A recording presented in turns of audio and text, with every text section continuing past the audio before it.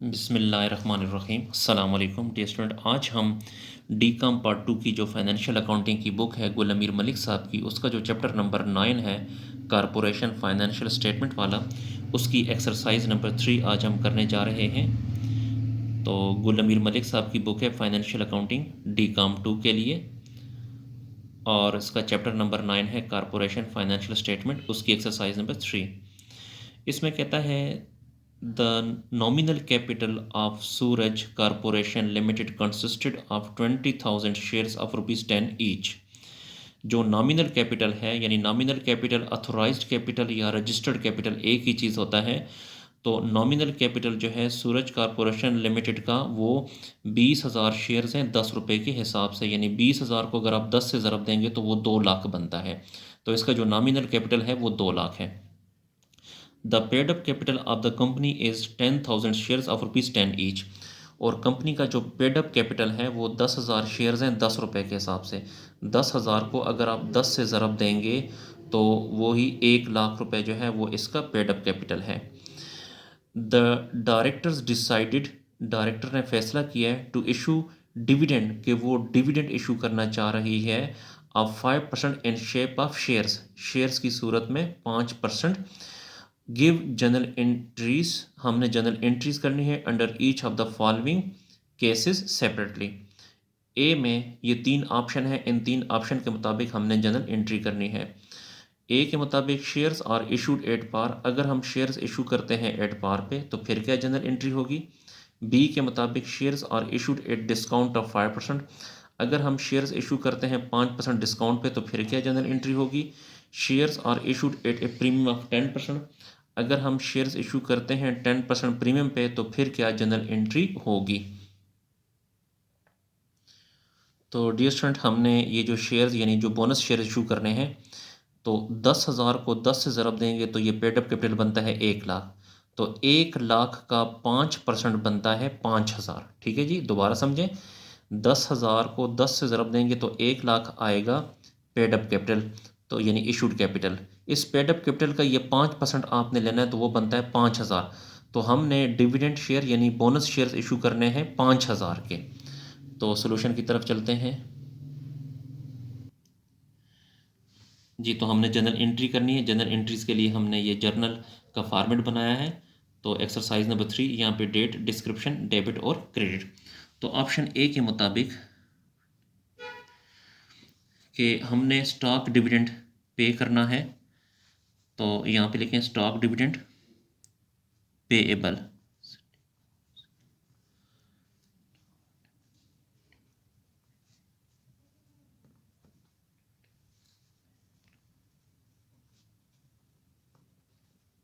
Stock dividend payable account, और ये हम पे कहाँ से करेंगे, रिटेन्ड अर्निंग से।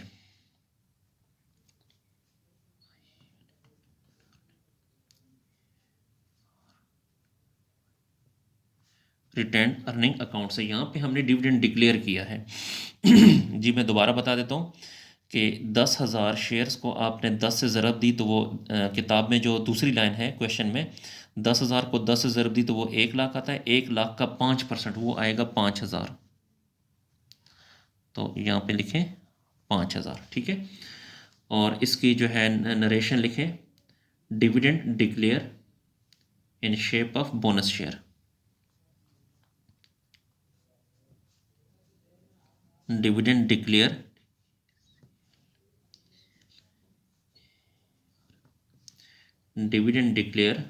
in shape of bonus shares, in shape of bonus share। यानी हमने डिविडेंड डिक्लेयर किया है बोनस शेयर की सूरत में। अब उसके बाद ये जो स्टॉक डिविडेंड है इसको आपने ख़त्म करने के लिए डेबिट करना है। तो इस देखें ये क्रेडिट है ना, इसको ख़त्म करने के लिए डेबिट कर दें। Stock dividend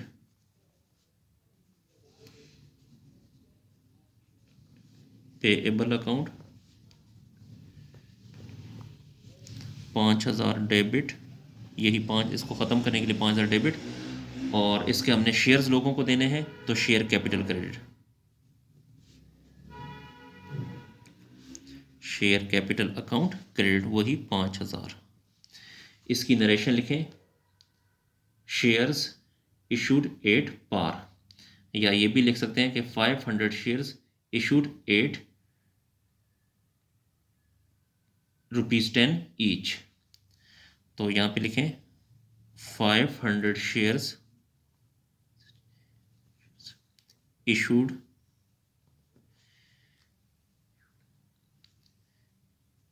₹8.10 each. क्योंकि ऑप्शन ए के मुताबिक shares are issued at par ना, तो एट पार वैल्यू कितनी है, 10 है। ठीक है जी, तो 500 को 10 से ज़रूर दें तो वही 5,000 आता है जी। दोबारा सुने कि ये 500 शेयर्स कैसे आए, कि अगर 10,000 शेयर्स हैं तो 10,000 शेयर्स अगर आप 5% लें तो वो 100 आता है, 500 आता है, सॉरी। 10,000 शेयर्स का 5% लें तो वो 500 शेयर्स आते हैं, तो एट पार वैल्यू कितनी है, वो 10 है। उसके बाद बी ऑप्शन में दोबारा आपने यही वाली एंट्री करनी है, स्टॉक डिविडेंड पेएबल क्रेडिट और रिटेन्ड अर्निंग डेबिट, यही वाली एंट्री दोबारा करनी है आपने।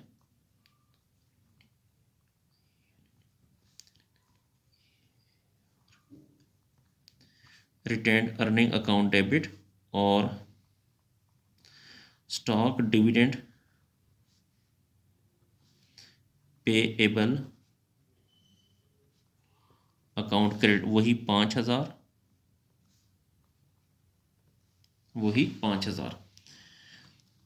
और यहाँ पे हमने डिविडेंड डिक्लेयर किया in the shape of bonus share, तो उसकी नरेशन लिखें, dividend declare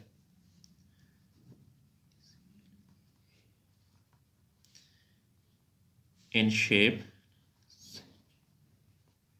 of bonus share,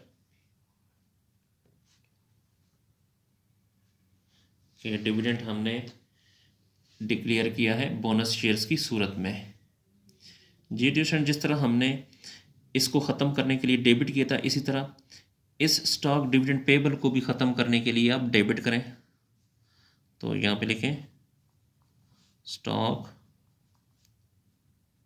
dividend payable account debit. देखें ये 5,000 से क्रेडिट है, तो ख़त्म करने के लिए 5,000 को डेबिट कर दें।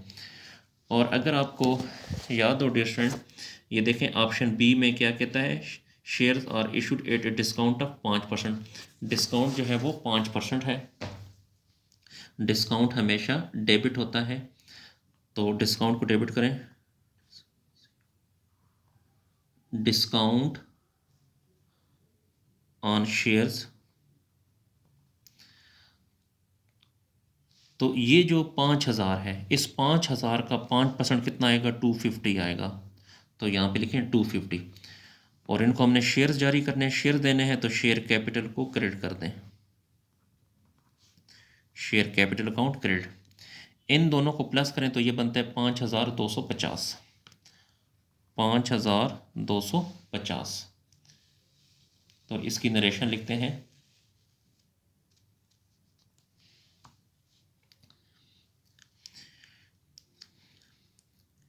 शेयर्स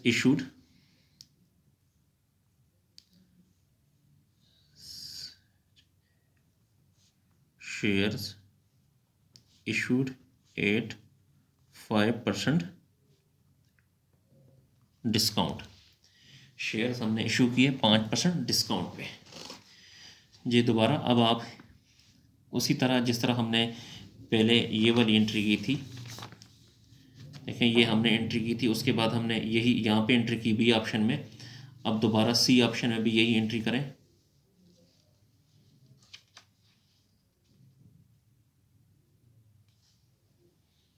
यही वाली entry, retained earning debit, stock dividend payable credit.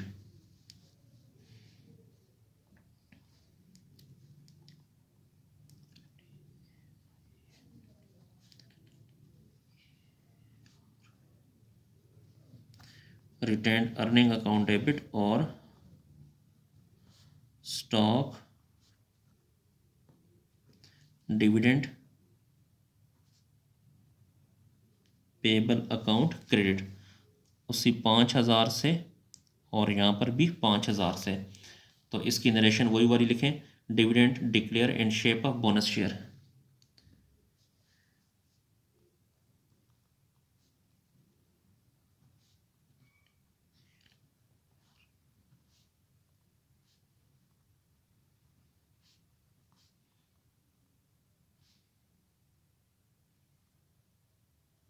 Dividend declare in shape of bonus share.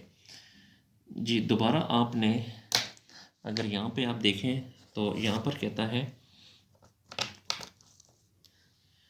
कि सी ऑप्शन में shares are issued at a premium of 10%। Shares अब हम इशू करेंगे 10% प्रीमियम पे। तो यहाँ पे आप इस तरह करें कि ये जो स्टॉक डिविडेंड पेबल है इसको दोबारा ख़त्म करने के लिए डेबिट कर दें।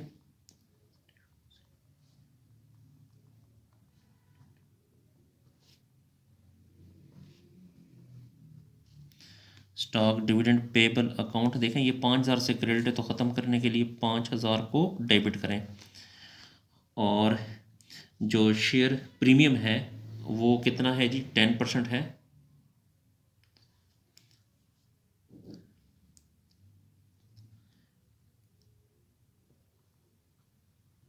शेयर प्रीमियम हमेशा क्रेडिट होता है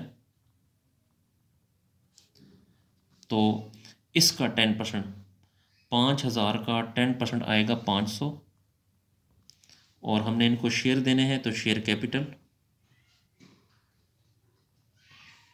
कैपिटल अकाउंट 5,000 में से 500 गया तो बाकी 4500 को क्रेडिट करें यहाँ पे। तो यहाँ पे लिखें shares are issued at 10% premium. Shares are issued at 10% premium कि शेयर्स हमने इशू किए 10% प्रीमियम पे। तो इसके साथ ही हमारा जो क्वेश्चन है वो कंप्लीट हुआ।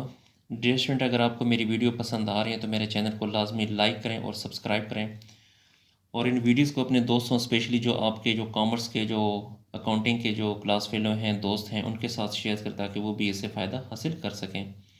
अगर आपको आई काम डी काम बी काम या इसके अलावा बाकी क्लासेस के अकाउंटिंग का मुकम्मल सलूशन चाहिए तो आप मेरे चैनल की प्लेलिस्ट में जाकर वहाँ से कंप्लीट सलूशन हासिल कर सकते हैं। अगर आपको किसी पॉइंट की समझ नहीं आती तो आप कमेंट सेक्शन में जाकर मुझसे पूछ सकते हैं। अल्लाह हाफिज़।